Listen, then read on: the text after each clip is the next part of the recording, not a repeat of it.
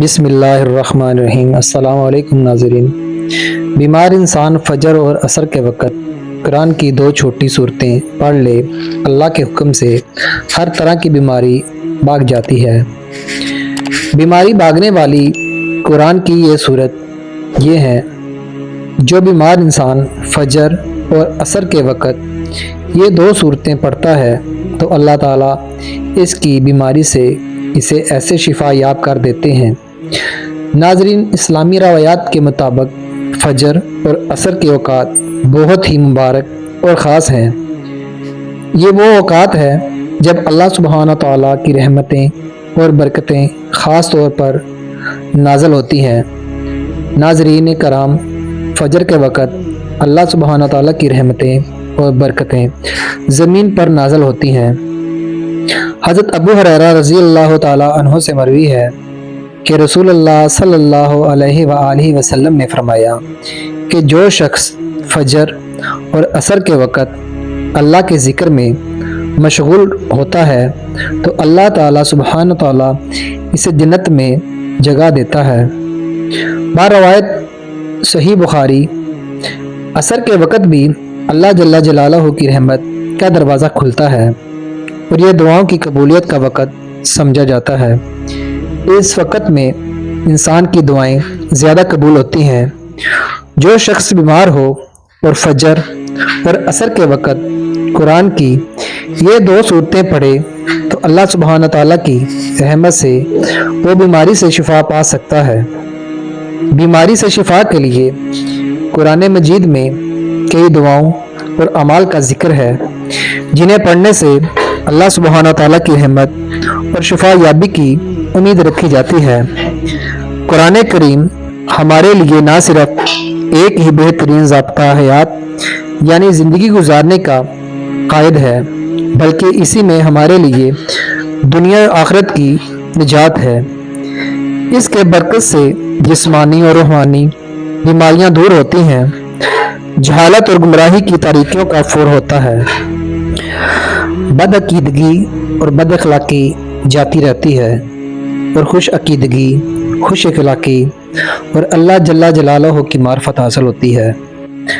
چنانچہ اللہ جل جلالہ قرآن مجید میں ارشاد فرماتا ہے، ترجمہ کنز الایمان، اور ہم قرآن میں اتارتے ہیں وہ چیز جو ایمان والوں کے لیے شفا اور رحمت ہے، اس سے ظالموں کو نقصان ہی بڑھتا ہے۔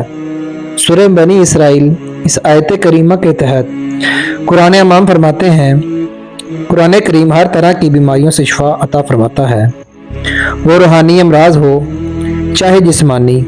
قرآن کریم کا امراض روحانیہ کے لیے شفا ہونے کا ظاہری ہی ہے۔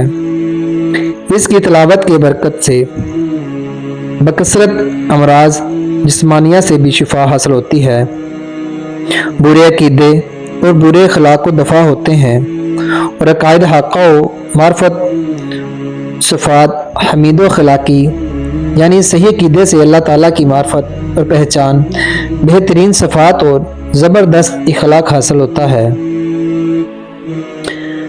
اللہ جل جلالہ فرماتا ہے آیت کریمہ میں، شفا سے دم اور تعویذ کے ذریعے بیماریوں میں قرآن پاک کا فائدہ مند ہونا مراد ہے۔ بحوالہ تفسیر سے پتہ چلتا ہے کہ قرآن مجید پورے کا پورا شفا ہے، لیکن بعض صورتوں کے متعلق احادیث مبارکہ میں صراحتاً یعنی واضح طور پر مختلف بیماریوں سے شفا کا بیان فرمایا گیا ہے، جیسا کہ سورہ فاتحہ کے متعلق ارشاد ہے۔ حضرت سیدنا جابر رضی اللہ تعالی عنہ سے حضور سپرا نور علیہ الصلوۃ والسلام نے فرمایا، اے جابر، کیا میں تجھے قرآن مجید میں نازل شدہ سب سے اچھی صورت نہ بتاؤں؟ سیدنا جابر رضی اللہ تعالی عنہ نے عرض کی، کیوں نہیں یا رسول اللہ صلی اللہ علیہ وآلہ وسلم؟ تو آپ صلی اللہ علیہ وآلہ وسلم نے ارشاد فرمایا، یہ سورہ فاتحہ ہے۔ مزید فرمایا، اس میں ہر مرض کے لیے شفا ہے۔ بحوالہ شعب الایمان، محدثین کرام نے میں قرآن کریم کی پڑھ کر دم کرنے کی بھی کئی روایات نقل فرمائی ہیں۔ چنانچہ हज़रत सैयदना आयशा सदीक़ा रज़ी अल्लाह ताला अन्हा बयान फरमाती हैं कि जब रसूलुल्लाह सल्लल्लाहु अलैहि वसल्लम अहल में से कोई बीमार होता तो आप सल्लल्लाहु अलैहि वसल्लम इस पर सूरह फलक यानी कुल औज़ बिरब्बिल फलक और सूरह नास यानी कुल औज़ बिरब्बिन नास पढ़ कर दम फरमाते। बहवाला मुस्लिम। हज़रत सैयदना अबू सईद खदरी रज़ी अल्लाह ताला अन्हु बयान फरमाते हैं कि एक बार चंद सहाबा कराम रज़वानुल्लाहि मजमाइन सफ़र में गए थे। इनका गुज़र अरबों के कबीले के पास से हुआ। सहाबा कराम रज़वानुल्लाहि मजमाइन ने इनसे मेहमान नवाजी का मुतालबा किया तो उन्होंने इनकार कर दिया। इस कबीले के सरदार को बिच्छू ने डस लिया। कबीला वालों ने इसके सेहत के लिए बड़े जतन किए, लेकिन किसी चीज़ से फ़ायदा ना हुआ। फिर इनमें से किसी ने कहा, तुम सहाबा कराम की जमात के पास जाओ, हो सकता है इनके पास कोई नफ़ा बख्श चीज़ हो। वो सहाबा कराम अलैहिम अजमईन के पास आए और अर्ज करने लगे, हमारे सरदार को बिच्छू ने डस लिया है। हमने इसकी सेहतयाबी के लिए हर किस्म की कोशिश कर ली, मगर किसी चीज़ से फ़ायदा नहीं हुआ। या आप में से किसी के पास कोई ऐसी चीज़ है जिससे इसको फ़ायदा मिल सके? तो एक सहाबी रज़ी अल्लाह ताला अन्हु फरमाते हैं, हाँ अल्लाह की कसम मैं दम करता हूँ, लेकिन हमने तुमसे मेहमानी तलब की तो तुमने इनकार कर दिया था, लिहाजा अब मैं इस वक्त तक तुम्हारे सरदार को दम नहीं करूँगा जब तक तुम इसको अजरत ना मुकर्रर कर लो। इस पर उन्होंने बकरियों की एक मुअय्यन तादाद सुलह कर ली। फिर वो सहाबी गए और अल्हम्दुलिल्लाह रब्बिल आलमीन यानी सूरह फातिहा पढ़कर इस पर दम किया तो वो सरदार बिल्कुल तंदुरुस्त हो गया और इस तरह चलने लगा, कोई ऐसी कोई बीमारी थी ही नहीं। फिर इस कबीले वालों ने जो बकरियों की तादाद मुकर्रर की हुई थी वो दे दी। बाद सहाबा कराम अलैहिम अजमाइन ने कहा, इन बकरियों को आपस में तकसीम कर लेते हैं। बाज ने कहा, नहीं, ये दम की उजरत है, हम इसको इस वक्त तक तकसीम नहीं करेंगे जब तक नबी करीम सल्लल्लाहु अलैहि वसल्लम की बारगाह में हाजिर होकर सारा माजरा बयान ना करें। फिर देखें कि आप सल्लल्लाहु अलैहि वसल्लम इसमें क्या हुक्म फरमाते हैं। जब सहाबा कराम अलैहिम अजमाइन नबी करीम सल्लल्लाहु अलैहि वसल्लम की बारगाह में हाजिर हुए और सारा माजरा अर्ज किया तो आप सल्लल्लाहु अलैहि वसल्लम ने फरमाया, तुम्हें किसने बताया कि सूरह फातिहा दम है? फिर आप सल्लल्लाहु अलैहि वसल्लम ने फरमाया, तुमने दुरुस्त किया, इनको आपस में तकसीम कर लो और इसमें से मेरा हिस्सा भी दो। फिर आप सल्लल्लाहु अलैहि वसल्लम मुस्कुरा दिए। बारवायत बुखारी।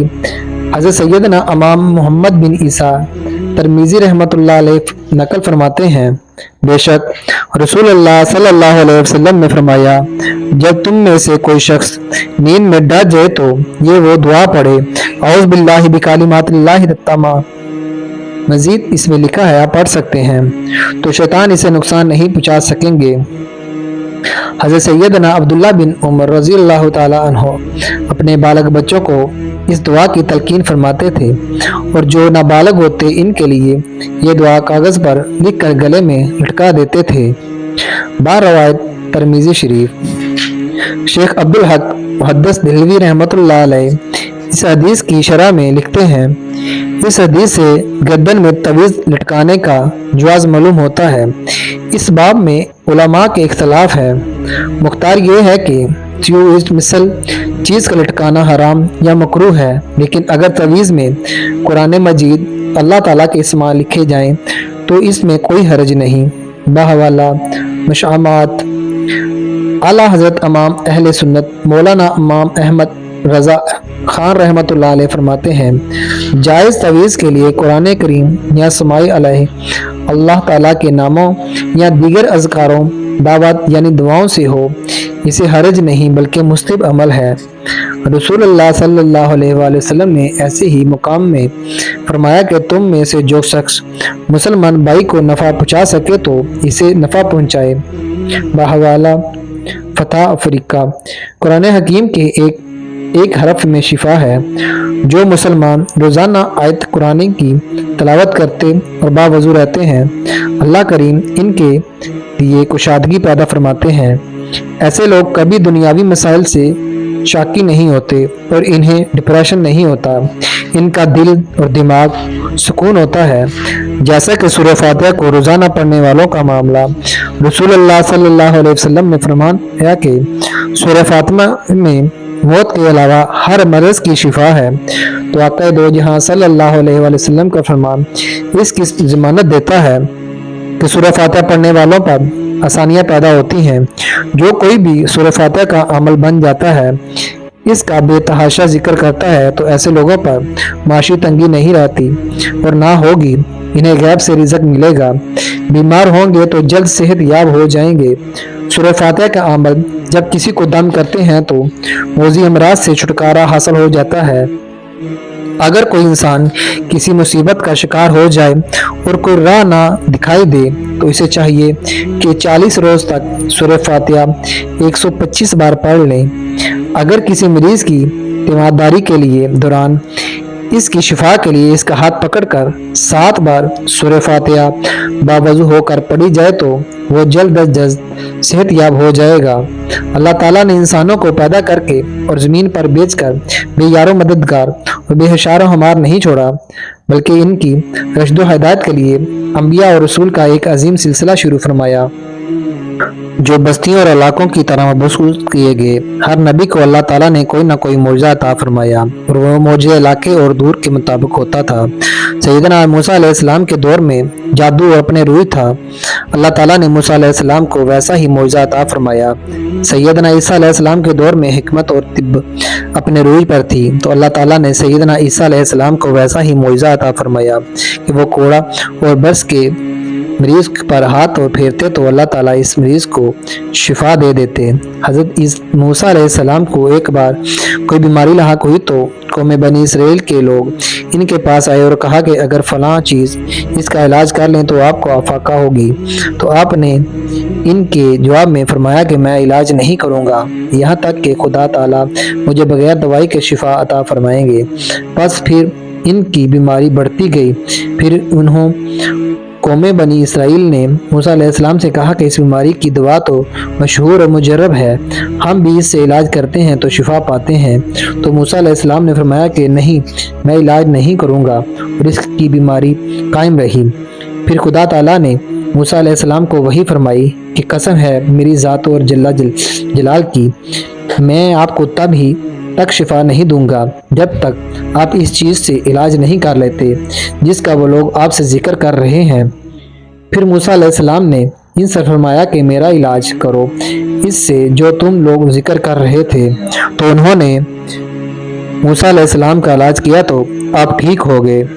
तो इस मामले को मूसा अलैहिस्सलाम ने अपने दिल में कुछ महसूस किया, तो अल्लाह ताला ने यही फरमाई कि आप ये चाहते हैं कि मुझ पर तवक्कल करके आप मेरी हिकमत को बातिल कर दें।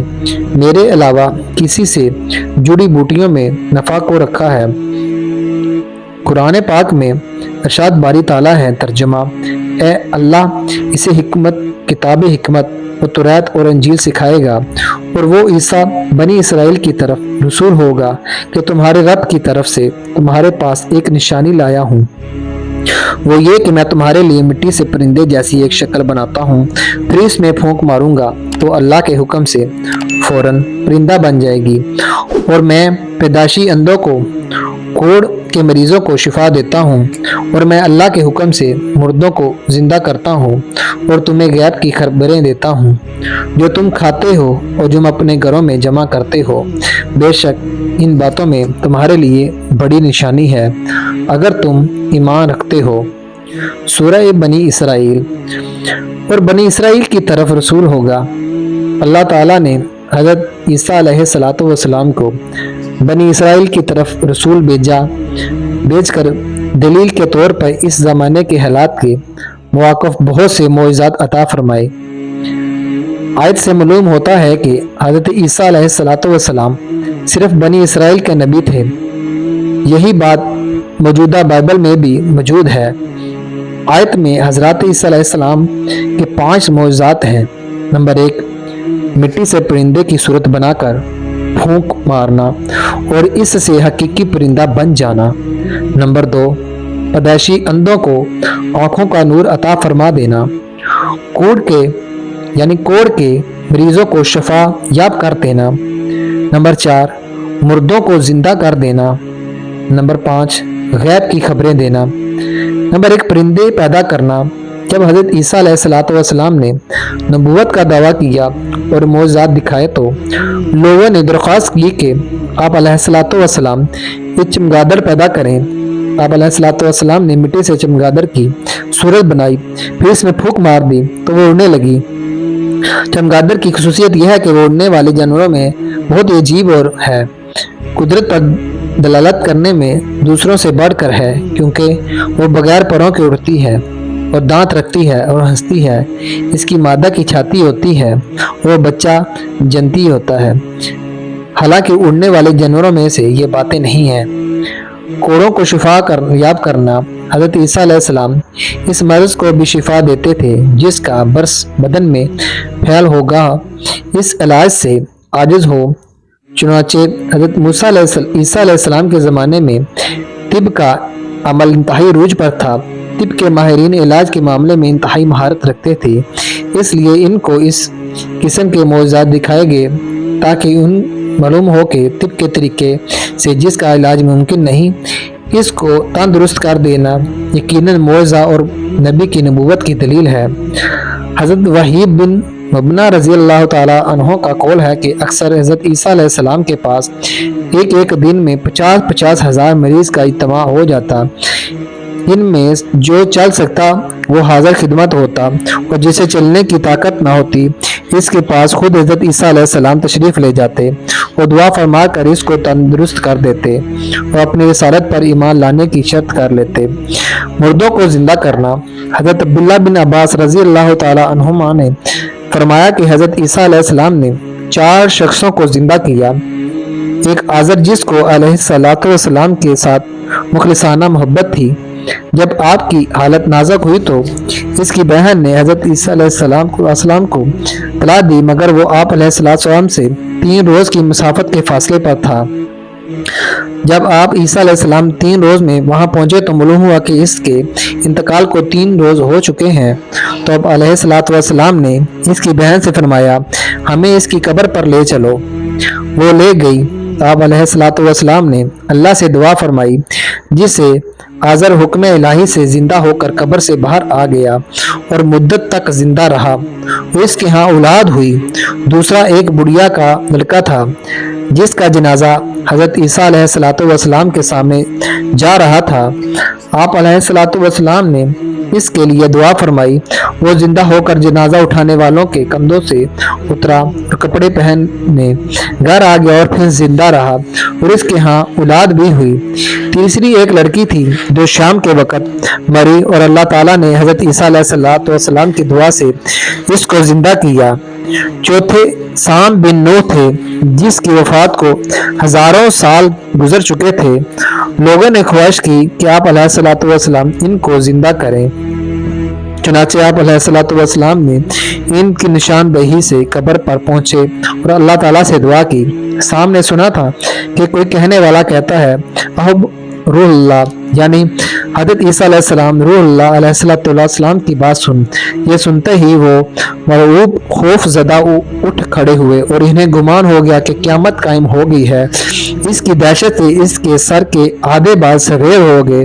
फिर हज़रत ईसा अलैहिस्सलाम पर ईमान लाए। उन्होंने हज़रत ईसा अलैहिस्सलाम से दरख्वास्त की कि दोबारा इन्हें सरकत मौत की तरफ तकलीफ ना हो, इसके बाद इन्हें वापस किया जाए। क्योंकि इसी वक्त इनका इंतकाल हो गया।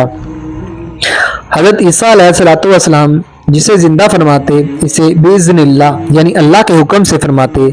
सैयदना दाऊद अलैहिस्सलाम के दौर में लोहे का कारोबार और लोहे से ज़रें वगैरह बनाने का फंड अपने बा में अरूज पर था।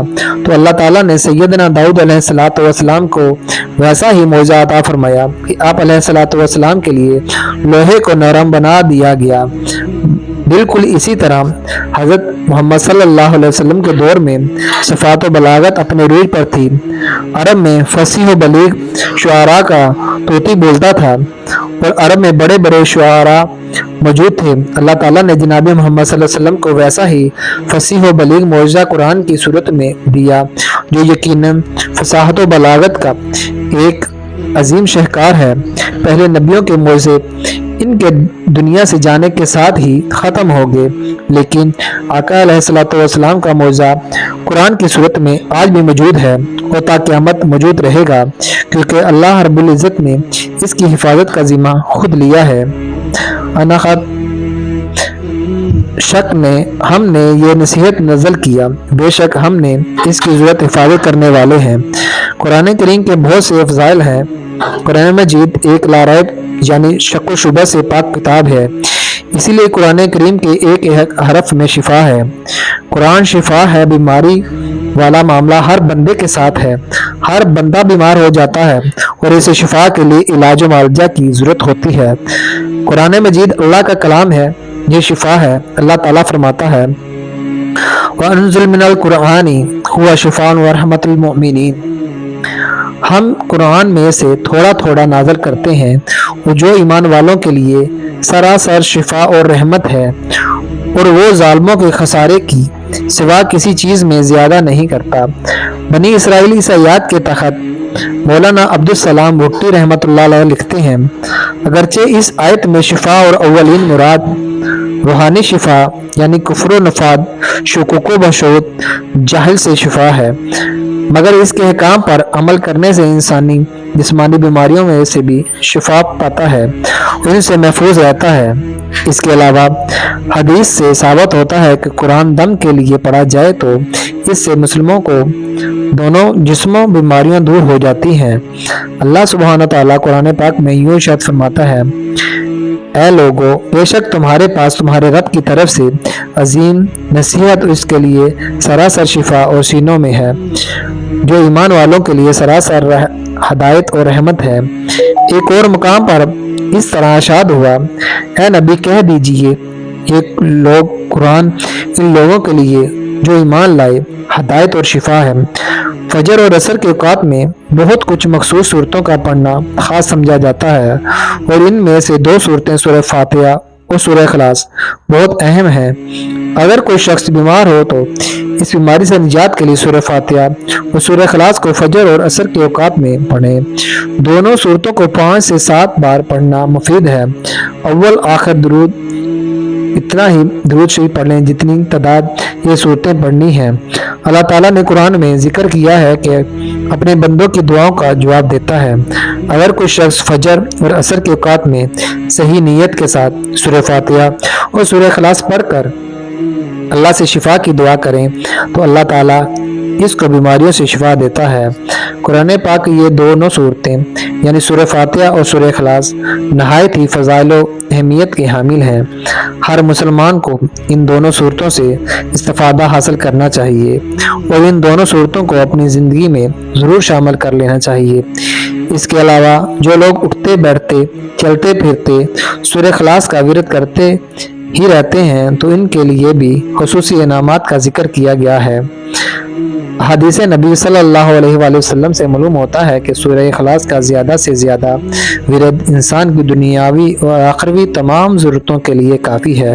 لہٰذا ناظرین کرام، ان دونوں صورتوں کو ضرور اپنی روزمرہ زندگی میں شامل کر لیں اور جس بھی قدر ممکن ہو فائدہ حاصل کر لیں۔